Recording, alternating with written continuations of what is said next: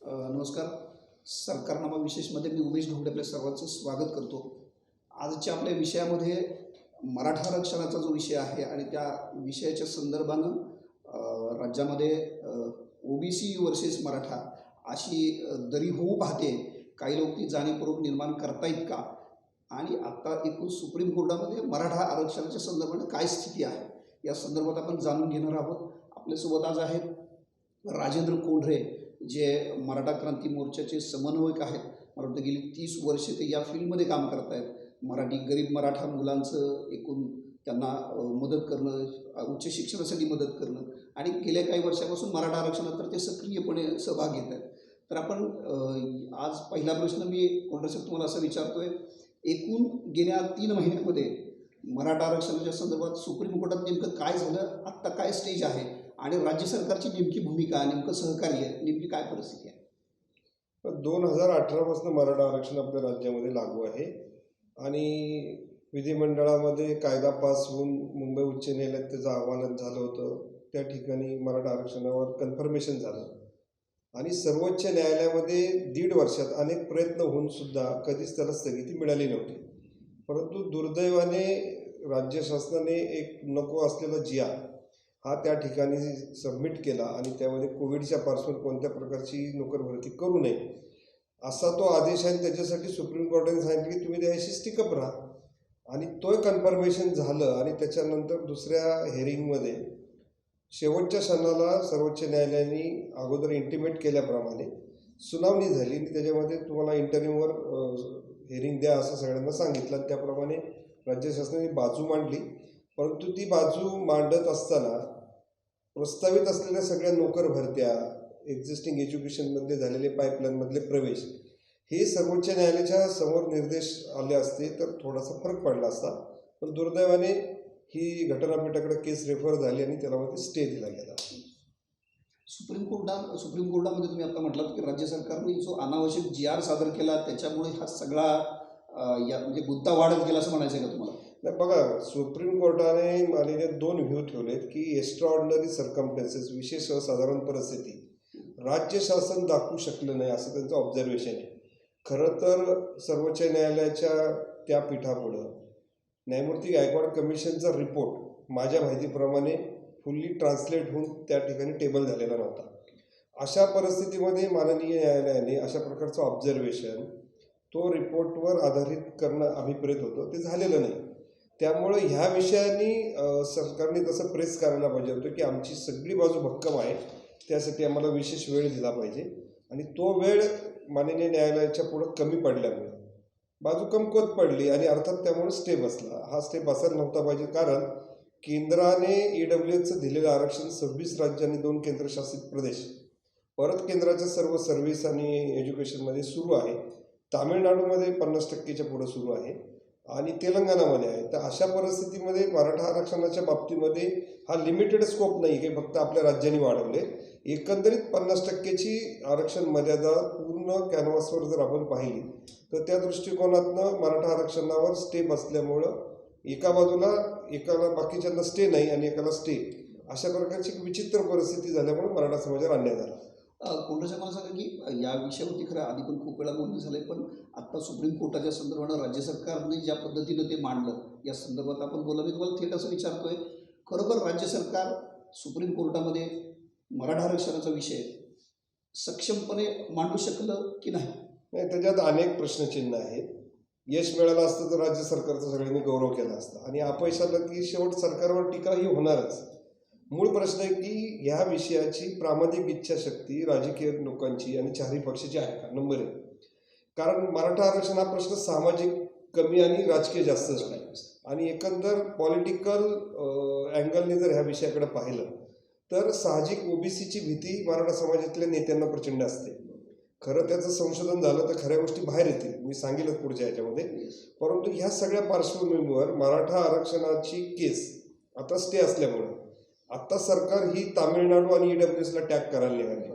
पण EWSची केसमध्ये केंद्र सरकारचा इंटरेस्ट आहे आणि तामिळनाडूचं एवढं प्रचंड लॉबिंग आहे की त्यांची केसच लवकर बोर्डावर येत नाही.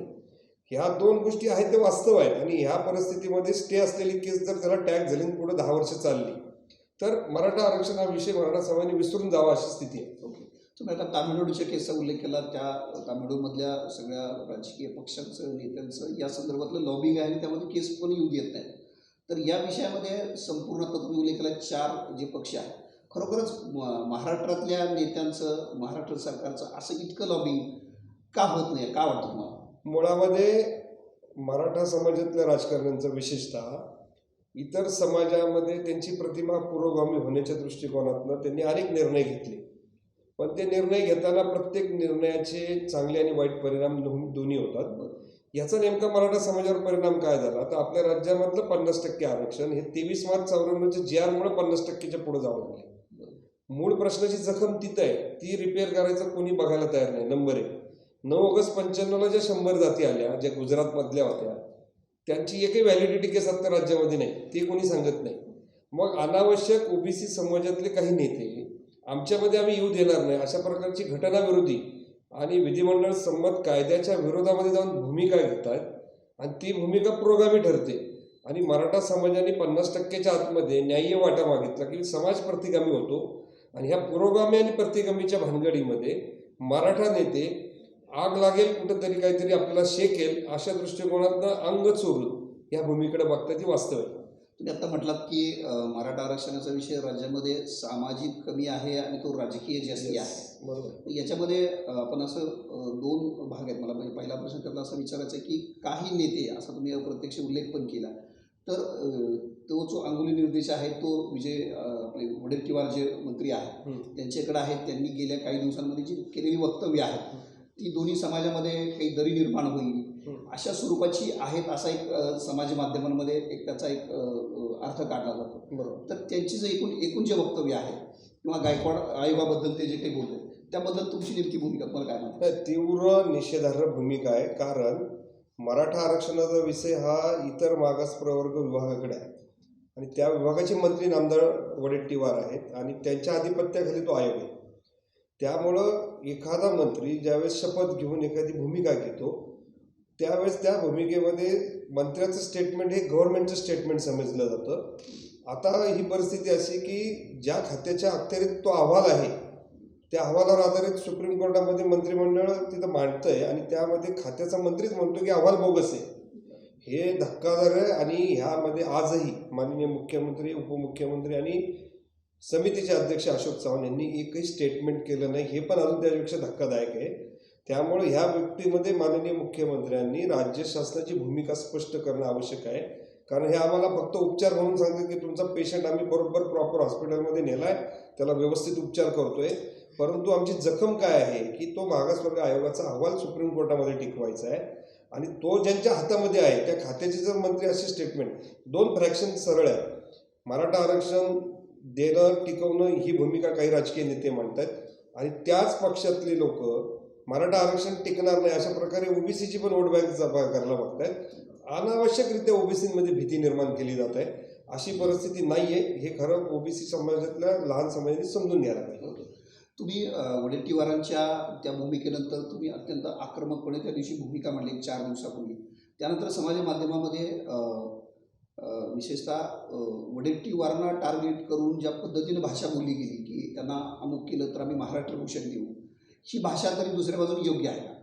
नाही, तशी भाषा योग्य नाही, परंतु 3 कोटी लोकसंख्या असलेला समाज ज्यावेळेस 58 मोठे मोर्चे काढतो त्याची काहीतरी भावना, त्याला काय वेळ लागला म्हणून तो मोर्चा काढत नाही की आरक्षण भाव मिळतंय म्हणून घ्या, असं नाही आहे. एक मराठा समाज पूर्णपणे सामाजिक दृष्टिकोनातनं महाराष्ट्रातल्या पुरोगामी परंपरेत आरक्षण विरोधी होऊ नये ही सुद्धा त्यात भावना होती.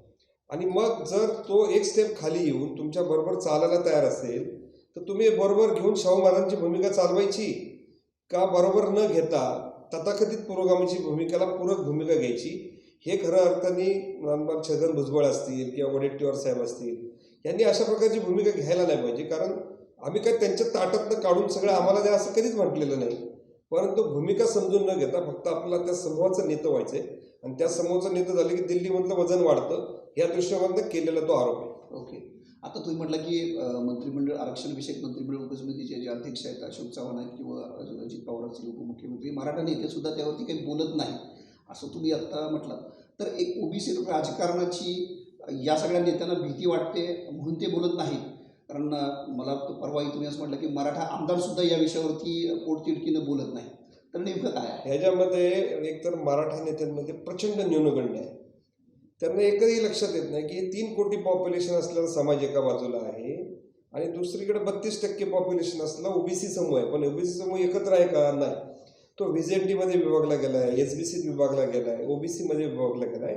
आणि ओबीसी अंतर्गत काय झालं की ओबीसीच्या 19%मध्ये ज्या काही 150-200 जाती आहेत त्याच्यातल्या 125 ते 150 जाती अशा आहेत की त्यांना काहीच मिळालेलं नाही. आणि विनाकारण त्यांच्याकडे पाहून तथाकथित ओबीसी नेते मराठा नेत्यांना भीती घालतात. बघा आमची वोट बँक आहे. तशी वोट बँक नाही आहे. कारण ज्यांना काहीच मिळालं नाही ते त्याच्या नेत्याच्या मागे जातील का? हे कधी जाणार नाही. हे मराठा नेत्यांनी समजून घ्यायला पाहिजे. ही लढाई 2 जाती समूहाच्या विरोधातली नाही. ओबीसी समूहातला सगळ्यात तळागाळातला वर्ग आणि मराठा समूहातला तळागाळातला वर्ग या दोघांना समान पातळीवर आणून त्याला योग्य प्रकारचं आरक्षण, शैक्षणिक सवलती जर दिल्या तर 2 समाजातली दूरी कमी होईल आणि महाराष्ट्रातलं राजकारण एका चांगल्या दिशेने जाईल. EWSचं जे आरक्षण आहे या संदर्भानं संभाजीराजेंनी काही मध्ये भूमिका स्पष्ट केली होती त्यांची. तरी पण त्यानंतर राज्य सरकारनं EWS आरक्षण लागू केलेलं आहे. तर EWS आरक्षण जे आहे त्यामुळं एकूण सुप्रीम कोर्टामध्ये आता जी केस आहे त्याच्यावरती खरं काही परिणाम होईल असं वाटतं का तुम्हाला? बघा काहींचं म्हणणं त्याच्यात काही परिणाम होणार नाही, पण आमचं म्हणणं आहे. त्याचं कारण काय आहे की मराठा आरक्षण हे SC-BC प्रवर्ग म्हणजे 15/4/16 या घटनेच्या कलमाचं आहे. आणि आरक्षण जे आर्थिक EWS गव्हर्नमेंट ऑफ इंडियाने दिलं आहे त्याची जी घटना दुरुस्ती झाली ती आर्थिकदृष्ट्या म्हणजे जे समाज सोशली आणि एज्युकेशनली बॅकवर्ड नाही अशांसाठी हे आरक्षण लागू केलेलं आहे. आणि त्या आरक्षणाची जी कॅटेगरी आहे ती पूर्णपणे क्लिअर आहे. त्याचं गव्हर्नमेंट ऑफ इंडियाचं नोटिफिकेशन आहे. त्या नोटिफिकेशनमध्ये मराठा समाज का बसत नाही तर तांत्रिकदृष्ट्या सुप्रीम कोर्टाने मराठा SC-BC नाही असं कुठं डिनाय नाही केलेलं आहे. तो 50%च्या पुढचा इश्यू आहे. जर 50%च्या आतमधला विषय असेल तर आजही मराठा समाजाला प्रोटेक्टेड आरक्षण मिळू शकतं. आणि त्यामुळं नको त्या बसमध्ये आम्हाला बसवल्यामुळं उद्या जर तिथं अनेक लोकांनी सर्टिफिकेट काढली तर आमचा सुप्रीम कोर्टातला स्टे व्हेकंट होण्याला काय होईल की तुमची आत्ता अर्जन्सी काय आहे? नाही. मग तुम्हाला जर आत्ता तात्पुरती ॲडजस्टमेंट आहे तर तुम्ही इकडे येण्याचं काही कारण नाही. आणि अजून एक औरंगाबाद खंडपीठाने इंडिव्हिज्युअल केसमध्ये एज्युकेशन पर्पजसाठी सर्टिफिकेट देण्याची ऑर्डर केली. सरकारने काय केलं त्याचा हातात घेऊन सर्व्हिसमधला पण तो उल्लेख केला आणि तो त्याच्यामध्ये टाकला. याचा निश्चित सुप्रीम कोर्टात काही ना काही परिणाम होण्याची शक्यता आहे. या आरक्षण संदर्भात आणखी एक कोणताचा प्रश्न असा आहे की आजच शिवेंद्रराजे भोसले आहेत त्यांनी असा एक स्टेटमेंट दिले की मराठा आरक्षणाची जी अंतिम लढाई आहे ती 2 छत्रपतींनी एकत्रित येऊन लढावी. आज सकाळीच ते बोलले.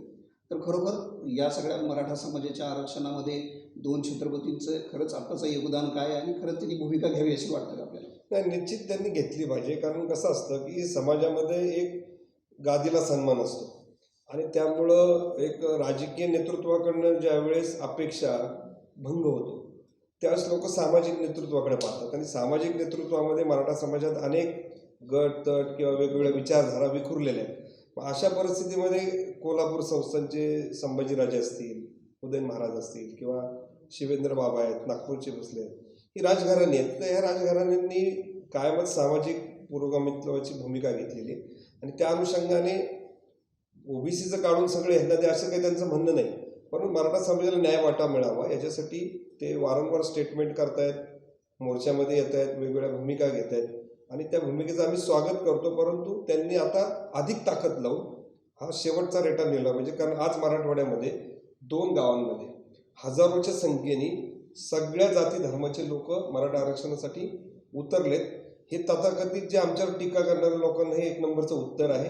आणि हा वनवा जर मराठवाड्यामध्ये जास्त पेटला तर तो सरकारला थांबवता येणार नाही, इतकी भयानक परिस्थिती आहे. मराठा आमदारांच्या संदर्भानं काही तुमची भूमिका आहे? म्हणजे आरक्षणाला मराठा आमदार इतका सक्रिय पाठिंबा देत नाहीत. अगदी पुण्यातलं उदाहरण दिलं तरी सुद्धा उघडपणे कुणी काही बोलत नाही. तर एकूण तुम्हाला काय बघा आपल्या पुणे शहरामध्ये एक आमदारांचा असा भाग आहे तो 25 वर्ष मराठा कार्डवर चालतो. परंतु जेव्हा वेळ येते समाजाच्या प्रश्नाची ते त्यावेळेस उभं राहत नाही. वास्तव आहे. ह्याचं कारण काय तर मराठा समाजामध्ये एका पक्षाच्या पाठीमागे जाण्याची भूमिका नाही. वेगवेगळ्या पक्षात आहे. परंतु सगळ्यात जास्त पहिला फर्स्ट प्रेफरन्स हा राष्ट्रवादीला राहिला. सेकंडली शिवसेना, काँग्रेसकडचा मराठा आला थोडा BJPकडे गेला. परंतु ह्या 4 पक्षात जरी तो विभागला गेलेला असला तरी एक समाज कुठलाही एका विशिष्ट समाजाच्या मागे जात नाही किंवा नेत्याच्या जात नाही. तसा मराठा समाज जरी विखुरलेला असला तरी त्याचे प्रश्न जर जेन्युइन असतील तर ते मराठा आमदारांनी एक मतदार म्हणून तरी सोडवले पाहिजे. दुर्दैवाने काय झालं की ओबीसी आणि इतर समूहातले नेते त्यांचे राजकीय भूमिका घेताना समाजाची भूमिका घेतात. मराठा नेत्यांना ती घेताना आपसुक त्यांना एक दडपण येतं की ह्या दडपणापोटी आपल्याला इतर समाज नाकारेल का. आणि तो फटका 2009मध्ये मराठा आरक्षणाचा विषय राष्ट्रवादी काँग्रेसनी त्यांच्या जाहीरनाम्यामध्ये टाकला आणि मग स्टेटमेंट आलं की आम्ही हा टाकल्यामुळे आम्हाला ओबीसीची मतं मिळाली नाही. मुळामध्ये हे जो काही महाराष्ट्रातला 20-25 वर्षाचा हा पेच आहे, हा पेच सर्व ज्येष्ठ नेत्यांनी एकत्र बसून सर्व समाजाच्या लोकांना घेऊन जर सोडवला तर हा सुटू शकतो, नाहीतर त्याचे अंतिम परिणाम मराठा राजकारणावर होणारच आहे. आता एकूण आरक्षणाचा लढा तुम्ही तीव्रपणे एका बाजूला लढत असताना मराठा समाजांमधलेच काही संघटना, काही नेते आहेत जे तुमच्या खांद्याला खांदा लावून लढणारे होते. प्रवीण गायकवाडांसारखे काही लोक आहेत जे असं म्हणतात की EWS आरक्षण हे घटनेनं दिलेलं आहे, ते आरक्षण घ्यावं आणि फार आपण आरक्षणाच्याच मुळात मागं न लागता जागतिकीकरण आहे, आपण आरक्षणाच्या बाहेर पडून मराठा समाजातल्या युवकांनी मुक्त वातावरणामध्ये मुक्तपणे व्यवसाय केला पाहिजे किंवा आरक्षणामध्ये फार अडकू नये, असे थोडक्यात त्यांची भूमिका आहे. तर तुमचे सहकारी आहेत, अनेक वर्ष एकत्र काम केलं आहे, त्यांच्या भूमिकेबद्दल काय वाटतं? ते त्यांच्या भूमिकेशी प्रामाणिक आहेत, परंतु त्यांची जी पूर्वीची भूमिका त्याच्या एकदम त्यांनी विसंगत भूमिका घेतलेली आहे. मुळामध्ये आरक्षणातून सगळ्या समाजाची प्रगती होईल असा दावा आम्ही कधीच केलेला नाही. हा विषय आहे की सामाजिक समानतेमध्ये जी सत्ता केंद्र प्रशासकीय आहे आणि उच्च विद्याभूषित प्रगल्भ समाजाकडे आम्हाला जर लोक न्यायचे असेल तर तिथं मराठा समाजाचं त्याच लोकसंख्येच्या प्रमाणातलं प्रतिनिधित्व नसल्यामुळं त्याला उपाय काय तर आरक्षण आहे. नंबर 1. आरक्षणाच्या पलीकडे जाऊन आम्ही काय मागण्या केल्या आहेत ह्या 15-20-25 वर्षापासूनच्या आहेत, पण त्या सत्ताधारी वेळोवेळी जे सत्तेत होते त्यांनी जर ते वापरल्या असत्या आणि त्या सोडवल्या असत्या तर एवढा संताप समाजाचा झाला नसता. त्यामुळे आम्ही सारथी संस्था मागितली. ह्या सारथीच्या माध्यमातून मागच्या सरकारने जी मान्य केली, आम्ही हजारो मुलांना चांगल्या स्तरावरचं शिक्षण, दर्जेदार ट्रेनिंग देऊन देश परदेशात पाठवू शकतो अशा प्रकारचं ते रिसर्च इन्स्टिट्यूट आहे. शैक्षणिक सवलतीच्या बाबतीमध्ये मराठा क्रांती मोर्चाने मागणी केल्यामुळं 6 लाखाचा क्रिमिलेअर झाला, नंतर तो 8 लाखाचा झाला. 2100 कोटी रुपयाचं वाटप उच्च शिक्षणासाठी आत्तापर्यंत विद्यार्थ्यांना मराठ्यासकट इतर समाजातल्या झाला. हा सुद्धा एक यश आहे. म्हणजे एका प्लॅटफॉर्मवर जे काही मराठा समाजाला पाठीमागं नेणारे काही मूलभूत घटक आहेत, त्याच्यात शेती आहे, शेतीची दुरावस्था आहे, त्यानंतर आर्थिक साक्षरते आहे, ह्या सगळ्या प्लॅटफॉर्मवर काम केलं तर समाज पुढे जाऊ शकतो, तो बरोबरीने चालू शकतो. आता ह्या पार्श्वभूमीवर प्रवीण गायकवाडांनी जी घेतलेली भूमिका आहे EWSची, ही EWS सुद्धा गव्हर्नमेंट ऑफ इंडियाचं सुप्रीम कोर्टात चॅलेंज आहे 50%च्या पुढच्या मुद्द्यावर. आम्ही 1994, 1995 आणि 1967ला 3 चुका मराठा समाजाच्या झाल्या, वेळीच लक्ष दिलं नाही. आज जर आमच्यासारख्या लोकांना जर कायदा आणि घटना कळत असेल आणि तो निर्णय EWSचा आम्ही आज स्वीकारला, उद्या EWSला जो उद्या स्टे बसला तर आम्ही आगीतनं फुफट्यात पडल्यासारखं होईल. त्यामुळे आत्ता आउट ऑफ कोर्ट महाराष्ट्र शासन 50%च्या आतमध्ये मराठा आरक्षणाचा विषय सब कॅटेगरी करून सोडू शकतं. आणि अशा प्रकारचा खासदार हरिभाऊ राठोड जे माजी खासदार आहेत आणि ओबीसी समाजातले ज्या छोट्या जाती आहेत, नाभिक आहेत, शिंपी आहेत, त्यांना काहीच मिळालं नाही, म्हणजे थोडक्यात 12 मुलं होते. त्यांची भूमिका आहे की त्या 19%तनं आम्हाला स्वतंत्र आरक्षण करून द्या आणि मराठा समाजाला सब कॅटेगरी करून त्यांना एक स्वतंत्र द्या, म्हणजे एकमेकात ओव्हरलॅप होणार नाही. नंबर 1. आणि याला जोड काय आहे तर माननीय केंद्र सरकारने रोहिणी कमिशन नेमलं होतं. त्या रोहिणी कमिशनने केंद्रातल्या 27% ओबीसीचं आरक्षण जे आहे त्याचं त्रिभाजन करायचं ठरवलं आहे. आणि त्यामुळं मोस्ट बॅकवर्ड आणि ऑक्युपेशनल बॅकवर्ड असे 3 क्लास ते करतात. हे देशात परत होणार राज्यात. आपल्या राज्याने पहिल्यांदाच सब कॅटेगरायझेशन ऑलरेडी केलेलं आहे BJNTचं आणि SBCचं. त्या धर्तीवर मराठा आरक्षण आणि बाराबलुतेरांचं वेगळं आरक्षणाची कॅटेगरायझेशन केलं तर 50%च्या आतमध्ये हा विषय सुटू शकतो. आणि भविष्यात जातीय समीकरणावरच्या आरक्षणाला सर्वोच्च न्यायालयाने 50%च्या मर्यादेला जाऊन पुढे संधी दिली तर सगळ्यांना वाढवता येईल. पण आज जर प्रश्न एका माणसाला प्लॅटफॉर्मवर ठेवून रेल्वे पुढे नेतले तर ती रेल्वे पुढे जाऊन थांबणार आहे. त्यामुळं हा सरकारने एकूण महाराष्ट्राच्या सगळ्या सामाजिक शैक्षणिक घटकांचा विचार करून उपेक्षित मराठ्यांना न्याय देण्याच्यासाठी ही शेवटची संधी आहे. त्या संधीचा महाराष्ट्र सरकारने आणि विशेषतः उद्धव ठाकरेंनी, मी का सांगतो तर राज्याच्या प्रमुखपदी जर मराठेतर मुख्यमंत्री झाले किंवा मराठेतर राजकारणी आले, त्यांनी घेतलेला निर्णय हा सर्व समाज स्वीकारतात असं आहे. आणि मराठा नेत्यांना थोडीशी संकुचित स्थिती असल्यामुळे त्यांना तो निर्णय धाडसाने घेता येत नाही. त्यामुळे उद्धव ठाकरेंनी खऱ्या अर्थाने संधी आहे. ओके. कोटे साहेब, तुम्ही मला आता तुम्ही सारथीचा उल्लेख केला आणि आता शेवटी उद्धव ठाकरेंचा उल्लेख केला.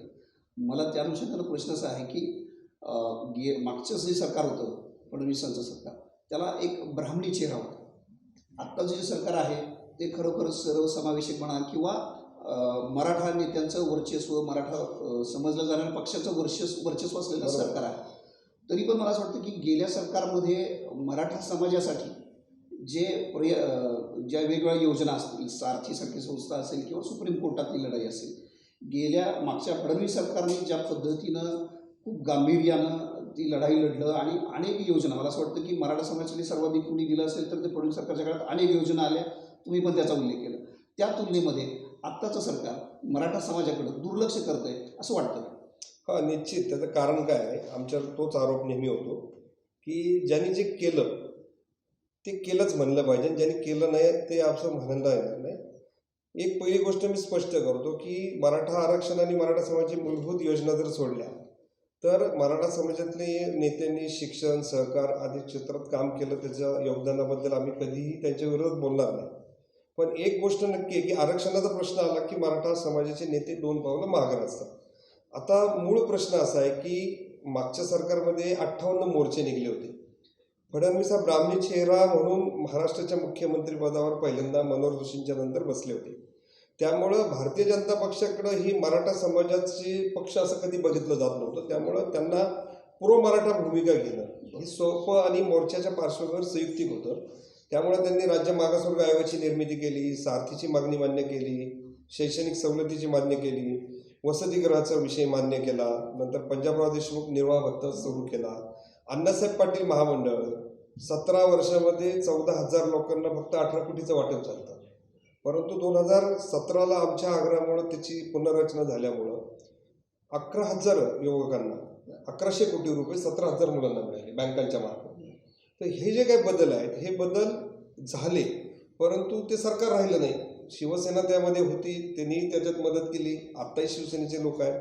परंतु सरकार कोणतंही असलं तरी एक समाज म्हणून आम्ही ज्यावेळेस सरकारकडे जातो त्यावेळेस त्यांनी आम्हाला शत्रू न मानता हे मूलभूत प्रश्न बरोबर आहेत का, मग आम्ही मांडणारे लोक पाकिस्तानचे असो बांगलादेशचे असो, घेणं देणं काय, प्रश्न मूलभूत असेल ती समस्या सोडवण्यासाठी जे सरकारच्या हातात आहे, जे कोर्टाच्या बाहेर आहे ते सोडू शकतं, त्याला स्पीड दिला पाहिजे, त्याला गती दिली पाहिजे. त्याच्यासाठी पण आम्ही गेले 6 महिने संघर्ष करतो. म्हणजे आता तुम्ही ज्या योजना सांगितल्या त्यानुसार महाराष्ट्राच्या इतिहासात मला वाटतं सर्वाधिक मराठा तरुणांसाठी, मराठा समाजासाठी ज्या काही योजना आल्या त्या फडणवीस सरकारच्या काळात आल्या, त्या तुलनेमध्ये या सरकारने फारसं काही केलं नाही असं तुमच्याच बोलण्यावरून येत आहे.